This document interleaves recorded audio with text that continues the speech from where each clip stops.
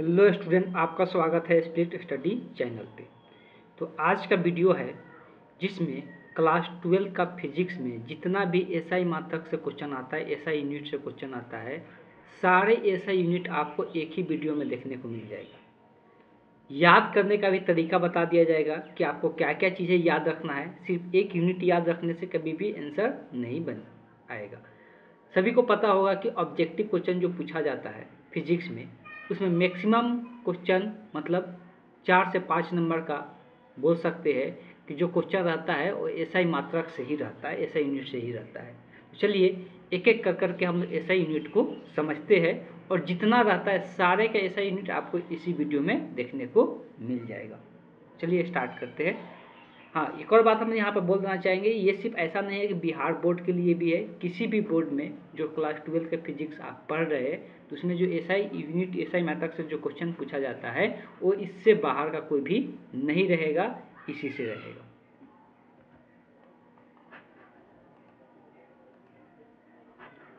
देखिए, सबसे पहले जो यहाँ पे एसआई यूनिट का बात किया जा रहा है, सबसे पहले बात किया जा रहा है किसका? आवेश का। आवेश का जो एसआई यूनिट होता है, बहुत लोग क्या एसआई यूनिट याद कर लेंगे कूलॉम, लेकिन बेसिकली जो एसआई यूनिट होता है वो किसी और यूनिट के भी क्या होते हैं? बराबर होते हैं। तो उसको भी याद रखना जरूरी होता है। जैसे कि अगर बात किया जाता है, जो आवेश का एसआई यूनिट होता है वो कूलॉम होता है, लेकिन जो कूलॉम होता है वो 1 एम्पियर पर सेकेंड के बराबर, 1 एम्पियर इंटू सेकेंड के बराबर होता है, 1 एम्पियर इंटू सेकेंड। तो ये दोनों मात्रक याद रखना है, दोनों यूनिट याद रखना है, कूलॉम भी याद रखना है और एम्पियर सेकेंड भी याद रखना है। उसी प्रकार से परावैद्युता का अगर एसआई मात्रा का बात करते हैं, परावैद्युता का एसआई मात्रा का हम लोग बात करते हैं, परावैद्युता को सबसे पहले कैसे तो एप्सिलॉन नॉट से हम लोग दर्शाते हैं। ये भी ध्यान रखना है कि इसको एप्सिलॉन नॉट से दर्शाते हैं।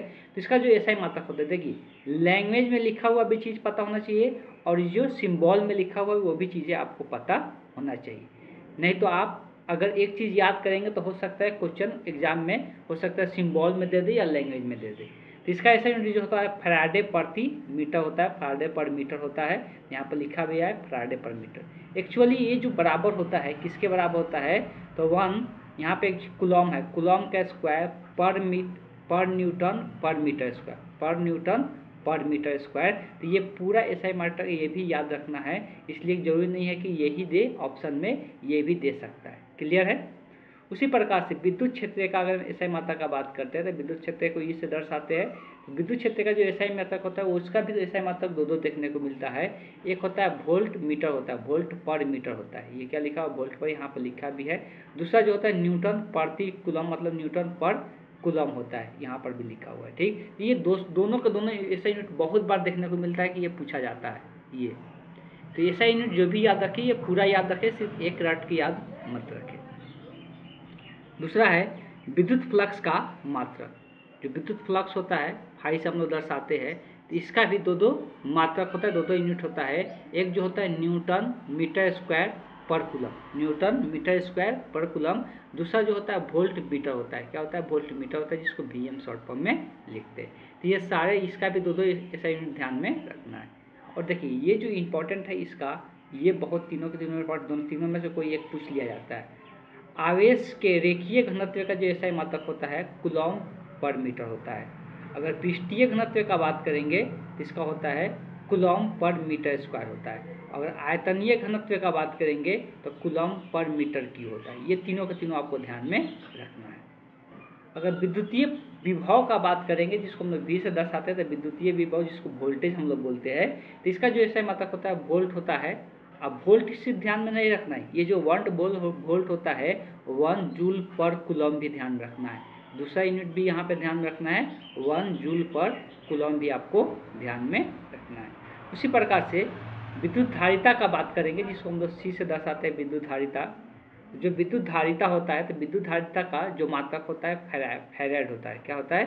फैराड होता है। लेकिन सिर्फ फैराड ही याद नहीं रखना, जिसको हम लोग एफ से दर्शाते हैं, इसको एक और याद रखना है कि 1 फैराड बराबर 1 कूलम पर वोल्ट भी ध्यान रखना है, कूलम पर वोल्ट। ये लैंग्वेज में भी ध्यान में रखना है, सिंबल में भी आपको ध्यान में रखना है। ये आगे देखते हैं। आगे विद्युत धारा का मात्रक, ये सभी को बहुत लोगों को याद भी रहता है। विद्युत धारा को हम लोग आई से दर्शाते हैं, जिसको इलेक्ट्रिक करंट के नाम से जानते हैं, तो इसका जो मात्रक होता है एम्पियर होता है। और जो 1 एम्पियर होता है वो 1 कूलम पर सेकेंड भी होता है। तो ये भी ध्यान रखना है वो किसके बराबर होता है, 1 कूलम पर सेकेंड। देखिए यहाँ पे लैंग्वेज में नहीं लिखा हुआ है, तो आपसे रिक्वेस्ट करेंगे जो बोल रहे हैं उसको भी नोट डाउन कर लेना है। 1 कूलम पर सेकेंड होता है। प्रतिरोध का मात्रक सब 10 क्लास से याद करते आते हैं। प्रतिरोध का मात्रक जो होता है ओम होता है, लेकिन इसका एक और मात्रक होता है वोल्ट पर एम्पियर भी होता है। क्या होता है, तो 1 ओम बराबर 1 वोल्ट पर एम्पियर भी देखने को मिल जाता है। इसी प्रकार से देखेंगे तो प्रतिरोधकता का मात्रक, प्रतिरोध का जो फॉर्मूला लिखते हैं उसमें प्रतिरोधकता होता है, जो कि हम रो से दर्शाते हैं इसको। और इसका जो मात्रक होता है ओम मीटर होता है। क्या होता है, ओम मीटर होता है। यहाँ पर भी देख सकते हैं सिंबॉलिक रिप्रेजेंटेशन भी है, ओम मीटर। आगे है ताप गुणांक का मात्रक। ताप गुणांक का मात्रक जो होता है जो पर केल्विन होता है। क्या होता है, पर केल्विन होता है ताप गुणांक का मात्रक। यहाँ पर सिंबल में भी आप देख सकते हैं। आगे है धारा घनत्व का मात्रक। तो धारा घनत्व जो होता है, धारा घनत्व को हम लोग जे से दर्शाते हैं। धारा घनत्व को क्या कहते हैं, धारा घनत्व का बेसिकली फार्मूला ही होता है I/A। आई हो गया धारा और ए हो गया क्षेत्रफल। इसीलिए धारा घनत्व का जो मात्रक होता है एम्पियर पर मीटर स्क्वायर होता है। इसका एम्पियर, क्षेत्रफल का मीटर स्क्वायर, तो एम्पियर पर मीटर स्क्वायर होता है, ध्यान में रखना है। चुंबकीय क्षेत्र का मात्रक का बात करें, चुंबकीय क्षेत्र को बी से दर्शाते हैं, सभी को आपको पता होगा। तो इसका बहुत सारे मात्रक होते हैं, इसको तीनों का तीनों 3 मात्रक होते हैं, तीनों का तीनों ध्यान में रखना है। ऐसा ही मात्रक का बात करेंगे तो टेस्ला होता है, जिसको हम टी से दर्शाते हैं। और भी होता है 1 टेस्ला बराबर होता है 1 न्यूटन पर एम्पियर पर मीटर, पर एम्पियर पर मीटर। और एक और होता है 1 weber per metre square, 1 weber per metre square. तीनों के तीनों इसका मात्रक याद रखना है किसका, चुंबकीय क्षेत्र का। सिर्फ एक याद रखने से काम नहीं चलने वाला है, तीनों के तीनों आपको याद रखना पड़ेगा। आगे है चुंबकशीलता का मात्रक। चुंबकशीलता को हम लोग म्यू से दिखाते हैं, म्यू नॉट से दिखाते हैं। इसका मात्रक जो होता है हेनरी पर मीटर होता है। यहाँ पर लिखा नहीं है, इसका मतलब होता है हेनरी, लिख ले अगर हम नहीं यहाँ पर लिखे, हाँ हेनरी लिखा हुआ है, तो हेनरी पर मीटर होता है। या ये जो मात्रक होता है बराबर होता है WB का मतलब होता है वेबर, ठीक, WB का मतलब क्या है, वेबर। तो weber per ampere per metre भी होता है। तो दोनों को दोनों मात्रक यहाँ पे आपको नोट डाउन करना है। आगे है चुंबकीय आघूर्ण का मात्रक, इसको हम एम से दर्शाते हैं। चुंबकीय आघूर्ण का मात्रक का बात करेंगे तो एम्पियर मीटर स्क्वायर होता है। क्या होता है, एम्पियर मीटर स्क्वायर होता है, यहाँ पर देख सकते हैं।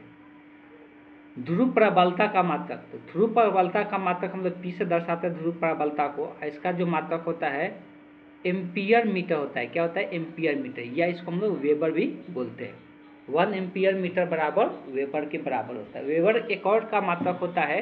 ध्रुव प्रबलता का मात्रक जो होता है बेसिकली वो चुंबकीय फ्लक्स का मात्रक के बराबर होता है। चुंबकीय फ्लक्स को भी फाई से दर्शाते हैं, जैसे विद्युतीय फ्लक्स होता है वैसे ही चुंबकीय फ्लक्स भी होता है।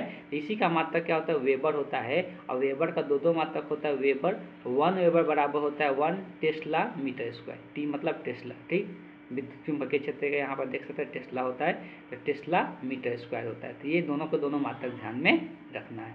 आगे है स्वप्रेरकत्व, सेल्फ इंडक्शन, या इसको हम लोग बोलते हैं अनोन्य प्रेरकत्व। दो होता है, एक स्वप्रेरण होता है, दूसरा अनोन्य प्रेरण होता है। दोनों को ध्यान में, स्वप्रेरण को एल से दर्शाते हैं, अनोन्य प्रेरण को एम से दर्शाते हैं। तो दोनों का जो मात्रक होता है सेम ही होता है। क्या होता है इसका मात्रक, तो हेनरी होता है। इसका मात्रक हेनरी होता है, लेकिन इसका भी दो मात्रक होता है। एक होता है 1 हेनरी बराबर 1 weber per ampere, weber per ampere. A का पावर -1 का मतलब होता है पर एम्पियर, ठीक है। आगे बस एक और रह गया, ये भी इसमें से अलग अलग नामों से जाना जाता है, आपको ध्यान रखना है। प्रेरण प्रतिघात बोले, या धारकीय प्रतिघात बोले, या प्रतिबाधा बोले, ये किसी भी नाम से ये सूचित किया जा सकता है एग्जाम में। ये कोई भी नाम दे दे, ये कोई भी नाम दे दे, आपको ध्यान रखना है ये सबका जो मात्रक होता है ओम होता है। अब इसके अलावा और कोई भी मात्रक इसमें नहीं पूछा जाता है, और इसके अलावा कोई मात्रक होता भी नहीं है। क्लास 12 फिजिक्स में टोटल इतना ही मात्रक होता है। तो बस आपको इकट्ठा एक जगह करके दे दिया गया, बस इसी को आपको क्या कर लेना है, रट लेना है।